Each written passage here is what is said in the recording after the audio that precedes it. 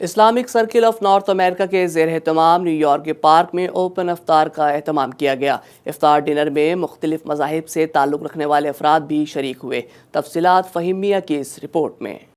Islamic circle of north امریکہ اکنا کے زیر اہتمام روفوس کنگ پارک میں چوتھے سالانہ کمیونٹی افطار ڈنر کا انعقاد کیا گیا، جس میں پاکستانی امریکن، بنگلہ دیشی اور دیگر کمیونٹیز کی کثیر تعداد نے شرکت کی۔ تقریب کا آغاز تلاوت کلام پاک سے ہوا۔ اکنا کے سابق مرکزی جنرل سیکریٹری طارق الرحمان نے نظامت کے فرائض انجام دیے اور بنگالی کمیونٹی کی کثیر تعداد کے پیش نظر بنگلہ زبان میں بھی اظہار خیال کیا۔ تقریب میں کوئنز بورو کی صدر میلنڈا گیٹس بطور مہمان خصوصی شریک ہوئیں۔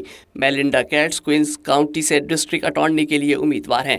انہوں نے مسلم کمیونٹی کو رمضان المبارک کی مبارکباد دیتے ہوئے انہیں کوئنز کا اٹوٹ انگ قرار دیا اور کہا کہ ہمیں فخر ہے کہ کوئنز صرف نیو یارک کا ہی نہیں بلکہ امریکہ کی بھی سب سے زیادہ ڈائیورس کمیونٹی ہے۔ انہوں نے کہا کہ مسلم کمیونٹی کو امریکی سیاسی نظام میں بڑھ چڑھ کر حصہ لینا چاہیے، کیونکہ سیاسی شناخت ہی کسی بھی کمیونٹی کو امریکہ میں باوقار مقام بنا سکتی ہے۔ All the things that we honor for our parents and our parents before us. And that is the great thing about this borough of Queens. People, half of the people that are living in this borough that fill out the census are somewhere else in the world, have been born somewhere else, and they have decided to make Queens their home. Think about that for 1 second. 1/2 of the people living in Queens chose not the United States of America, not New York City, but Queens to be their home. And that is because we pray how we want, we talk how we want, we dress how we want. We respect the cultures that we are in.